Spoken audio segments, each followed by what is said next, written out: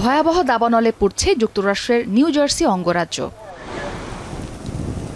গত মঙ্গলবার স্থানীয় সময় রাত 10:30টায় আগুন লাগে ওশান কাউন্টির Greenwood forest wildlife management এরিয়ায়, যা অ্যাসবারি পার্ক এবং আটলান্টিক সিটির মাঝামাঝি অবস্থিত। আগুনের তীব্রতা বাড়তে থাকলে 3000 বাসিন্দাকে নিরাপদ আশ্রয়ে সরিয়ে নেওয়া হয়।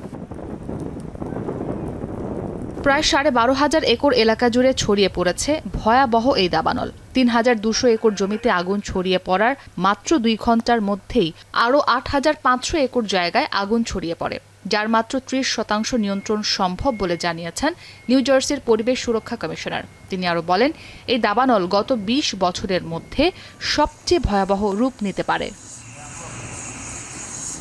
বান্ডেল থাকলে প্রতি সেনমানিতে টাকা বাঁচবে। বিকাশ সেনমানি বান্ডেল কিনে জিতুন প্রতি লেনদেনে।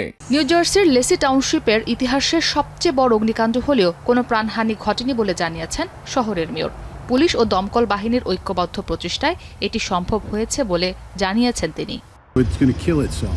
It won't have anything more to consume.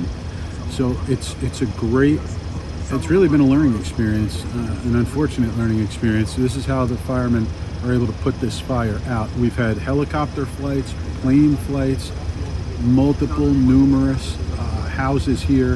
New জার্সির সেন্ট্রাল পাওয়ার অ্যান্ড লাইট দপ্তর এক্স বার্তায় জানিয়েছে, দাবানলের ঘটনায় প্রায় 25,000 গ্রাহক বিদ্যুৎ বিচ্ছিন্ন হয়ে পড়েছেন। নিউ জার্সির অগ্নি নির্বাপন কর্মকর্তারা জানান, বৃষ্টি না আসা পর্যন্ত আগুন পুরোপুরি নিয়ন্ত্রণে আসতে সময় লাগবে। চলতি বছরে এখন পর্যন্ত নিউ জার্সিতে স্বাভাবিকের চেয়ে প্রায় দ্বিগুণ দাবানল হতে দেখা গেছে, যেখানে 16,572 একর জমি ক্ষতিগ্রস্ত হয়েছে। এদিকে নিউ জার্সির পাশাপাশি ইসরায়েলও দাবানলের শিকার। তীব্র বাতাসের কারণে জেরুজালেমের আশপাশে আগুনের তীব্রতা বেড়েছে, ফলে সেখান থেকে বাসিন্দাদের নিরাপদ আশ্রয়ে সরিয়ে নেওয়া হয়েছে।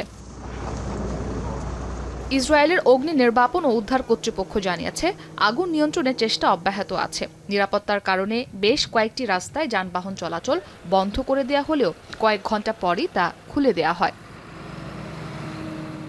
ইসরাত মুক্তি, এখন বিশ্ব।